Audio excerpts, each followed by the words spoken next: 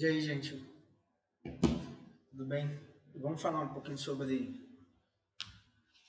Sérgio Buarque de Holanda e Gilberto Freire, né? No sentido de ajudar vocês a- na atividade de amanhã, porque infelizmente hoje não teve, estava suspensa todas as atividades por causa do falecimento da Lona, né? Do TSI, né? Então vamos nessa, né? Em certo ponto, os dois autores eles partem de uma análise em que aponta as dificuldades de colonização que foram postas geograficamente, culturalmente, etnicamente, né, de um país de uma população muito pequena, né, que veio para cá, né, uma população diminuta, segundo, principalmente, os dois, né, de certa forma dizem que não houve uma organização racional por parte do Estado, né, que depois a gente vai ver de alguns autores que pensam de forma diferente, né, mas que nesse sentido, dada essa problemática, né, foi um desafio muito grande e esse processo de constituição de um país, né, do tamanho do Brasil, do ponto de vista colonial e populacional, foi um feito que os dois chamam a atenção, né? Um de uma forma mais, vamos dizer assim, mais positiva e o outro de uma forma mais negativa, mas que ele, de certa forma, ele vai apontar esse fato, né? Então, o primeiro desafio foi esse, né? Como colonizar, e dessa forma vão se desdobrar várias outras determinações, né? Outras explicações para esse processo, né? Quais são os outros elementos? Né? Os outros elementos são próprios dos aspectos culturais de Portugal, né? Principalmente sua posição geográfica, né? Lá na ponta da Europa, na ponta oeste da Europa, né, de uma proximidade muito grande com a África, né, de uma dominação muito grande que a Península Ibérica sofreu dos povos islâmicos. Então, tudo nesse sentido levou a uma construção de uma sociedade já marcadamente complexa do ponto de vista racial e cultural, né, que vai ser apontada por ambos os autores como construindo uma sociedade que não se fundamentava um orgulho de raça, né? Um orgulho de raça branco, né? Eles eram mais, vamos dizer assim, né? Eram mais africanos do que europeu, chegou a dizer, acho que foi Sérgio Buarque, né? Mas os dois se aproximam dessa interpretação. Isso aí, e Gilberto Freire fala que a própria proximidade com o continente africano fez com que os portugueses amolecessem, né? No sentido de não tivessem a rigidez da organização social dos outros países europeus, como a Alemanha, né? Que viria a ser a Alemanha, né? A Inglaterra, a França, etc. Né? Então, ambos vão pontuar isso, né? Gilberto Freire vai falar que Portugal e Espanha são territórios pontes, né? Com alguns outros, né? Que a Europa, territórios em que a Europa se, se fez, né, ou a Europa experimentou um processo de intercâmbio cultural, né, com os povos, né? Isso fez com que houvesse, obviamente, uma construção de uma sociedade mais complexa nesse sentido, né? E dessas determinações, olha, dessa proximidade com a África, da característica da Península Ibérica como território ponte, né? Desse processo de dominação dos islâmicos durante séculos, né, na Península Ibérica, propiciou uma organização social, econômica, política, cultural, religiosa muito particular, que foi a Península Ibérica, principalmente Portugal. Beleza? Então, é um país minúsculo que teve que colonizar um território muito amplo, mas que eles já tinham essas determinadas características, né? E Gilberto Freire vai apontar fatores muito interessantes, né? Que é a própria abertura para a miscigenação, né? Se eles vieram já misturados, miscigenados, né? Quando eles vieram aqui, eles não acharam nenhum tipo de dificuldade para ter nenhum tipo de relações de natureza sexual com as indígenas que aqui já habitavam, com as negras africanas que vinham, né? Então, a centralidade desse processo vai ser muito grande, né? Dessa ausência de, essas são palavras que disseram Buarque, dessa ausência de orgulho de raça faz com que eles estejam abertos para se misturar, para se miscigenar. Fato importantíssimo no processo de ocupação e colonização do Brasil, né? Tem uma pesquisa, acho que da USP, né, recentemente, que falou que o Brasil é o país mais miscigenado do mundo, onde ocorreu a maior grau de miscigenação. Né? Foi o resultado de uma pesquisa que foi tem umas 3 semanas, no máximo um mês. Né? E esse processo eles vão ser explicados pelos dos autores nesse sentido. Né? Os portugueses já tinham essa abertura, não era muito vinculada a essa questão do orgulho racial, como os franceses, como os ingleses, de fazer uma separação, né, entre os brancos e os não brancos. Então houve essa possibilidade, né? Essa mobilidade, né? Essa mobilidade do ponto de vista geográfico, né? Que Gilberto Freire também vai apontar, né? Que os portugueses vão ser os pioneiros nesse processo, né? E a própria, e talvez, quando ele fala dessa proximidade com a África, quando ele fala que Portugal era mais África do que Europa, talvez, e também pelo fato de Portugal já ter experimentado a dominação em alguns tipos de feitorias, né, lá no continente africano, principalmente na ilha de Açores, né, então já tinha algum tipo de, vamos dizer assim, de uma herança cultural, de aguentar uma, uma realidade climática e geográfica muito diferente, né? Então vai ser outro ponto interessante. Apesar dessa adversidade climática, né, eles já tinham vamos dizer assim, uma experiência social de ocupação de outros lugares, né? Principalmente a ilha de Açores. Então são esses elementos que não são os elementos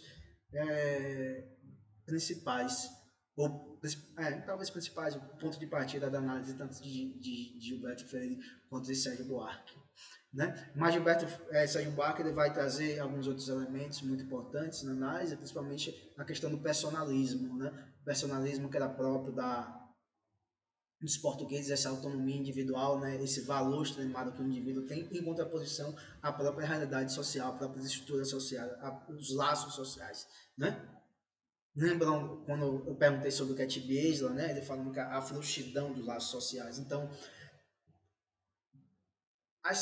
os grandes engenhos, eles acabavam sendo um universo complexo, fechado em si mesmo, né? Que lá tinha as catedrais para os cultos religiosos, lá eles também tinham um banco, segundo Gilberto Freire, né?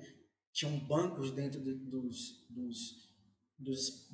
grandes latifúndios, né? Mais outra coisa, havia também, não vou dizer uma autossuficiência, mas havia uma completude nas atividades econômicas, apesar de que as outras atividades econômicas elas estavam sempre subordinadas ao plantio de cana-de-açúcar e a outras culturas agrícolas, né? Então, esses latifúndios eram como se fossem microcosmos, né? Eram como se fossem pequenas repúblicas autônomas com suas próprias leis e regras, né? Um latifúndio que porventura existia lá na Bahia, tinha suas próprias regras, tinha suas próprias autonomias, e o senhor de engenho era o chefe absoluto. O mesmo acontecia no Rio de Janeiro, ou posteriormente no Rio de Janeiro, o mesmo acontecia em Recife, o mesmo acontecia, por exemplo, no Maranhão, etc. Né?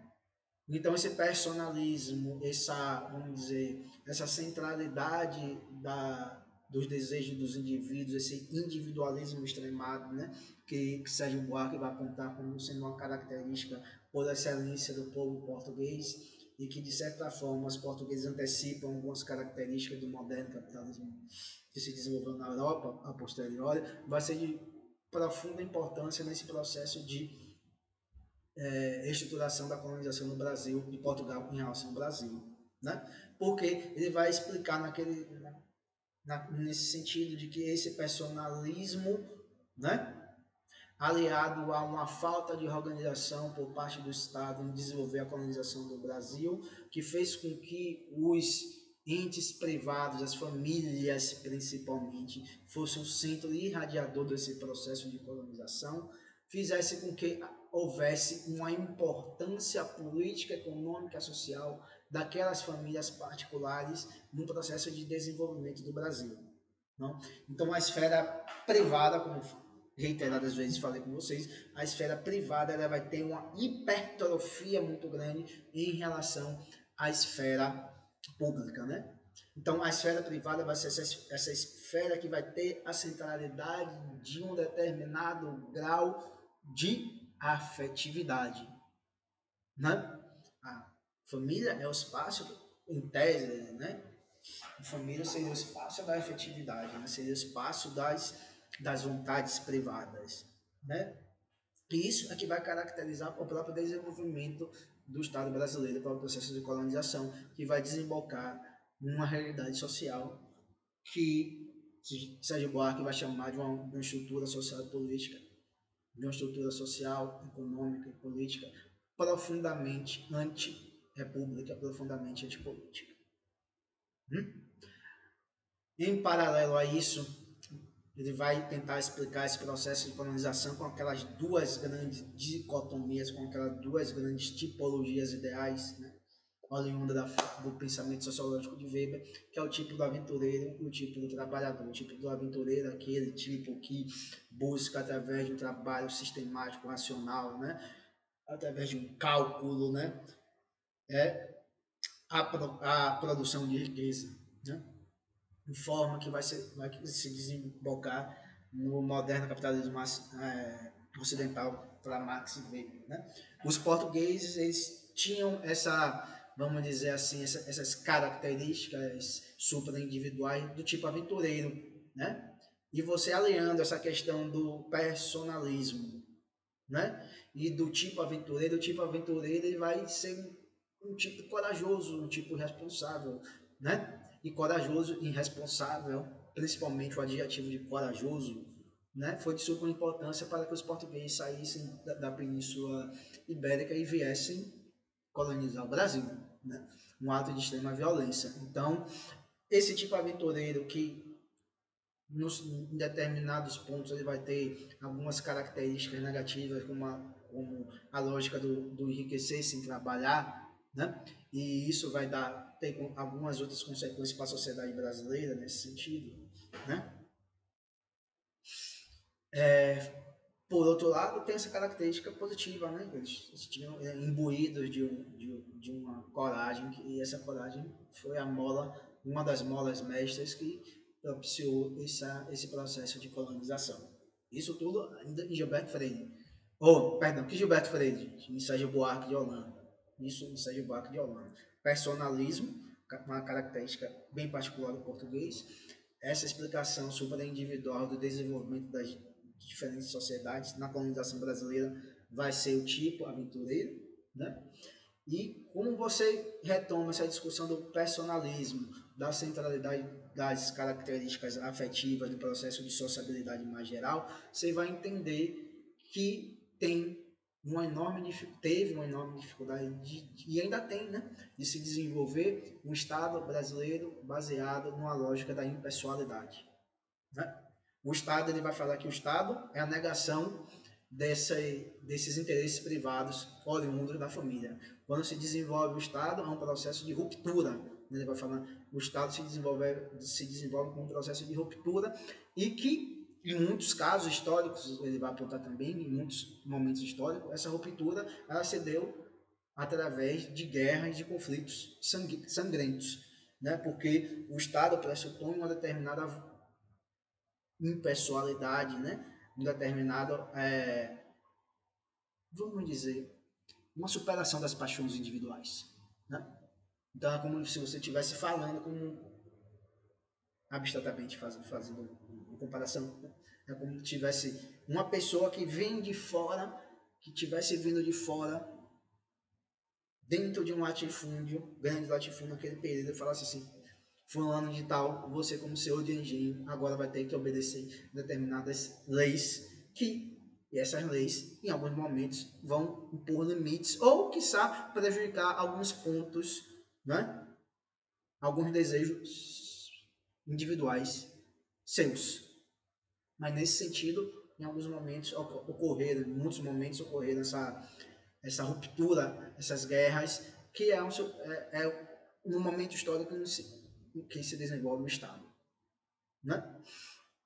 Então, Sérgio Buarque de Holanda ele vai apontar essa problemática do Brasil, esse problema do Brasil, essa importância do personalismo, essa importância dos desejos individuais, que são um empecilho para se desenvolver um Estado moderno, um Estado democrático, de direito, né, que é uma das características centrais da própria modernidade burguesa.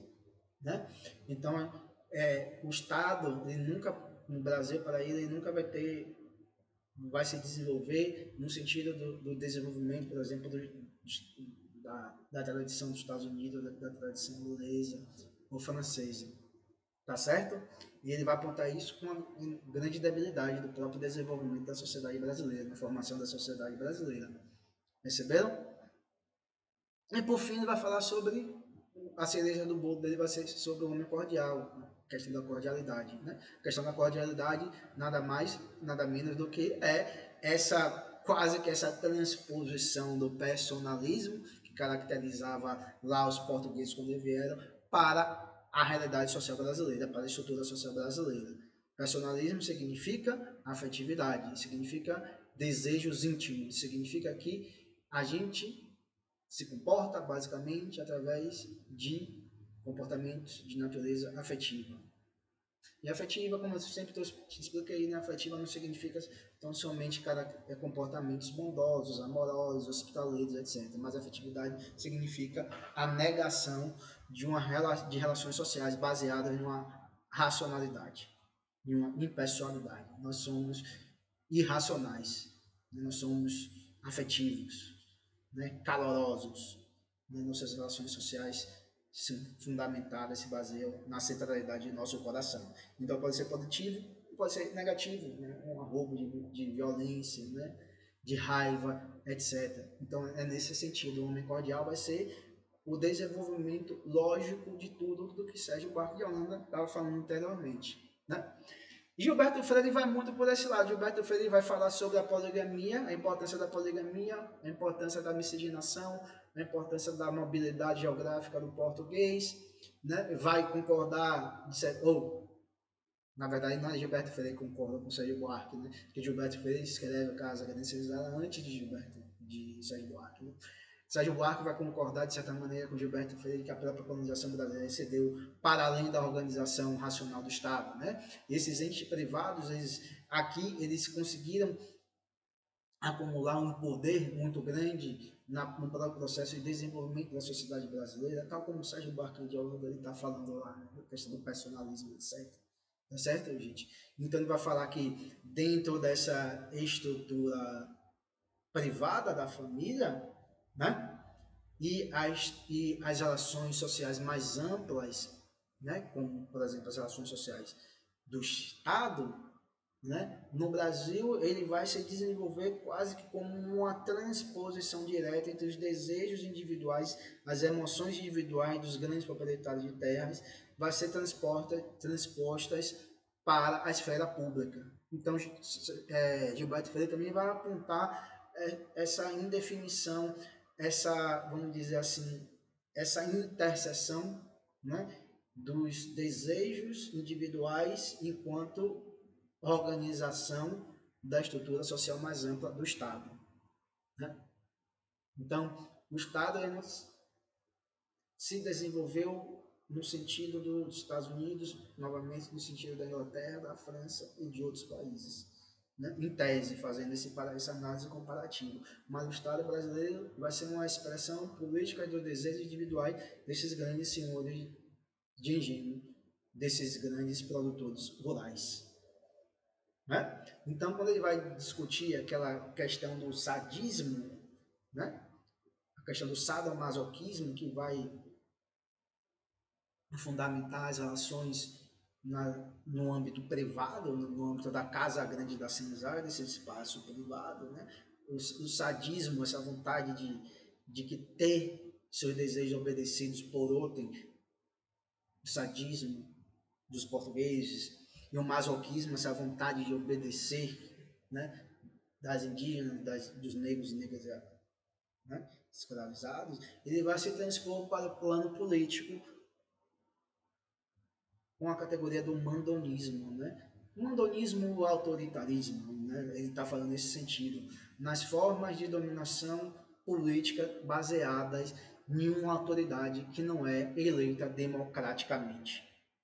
As relações políticas no Brasil, dado esse profundo enraizamento, né, das relações marcadas pela violência e pelos desejos individuais, pessoais dos grandes proprietários de terras, né, ele vai se desenvolver com uma lógica do Estado que vai se centralizar na questão do mandonismo, do autoritarismo.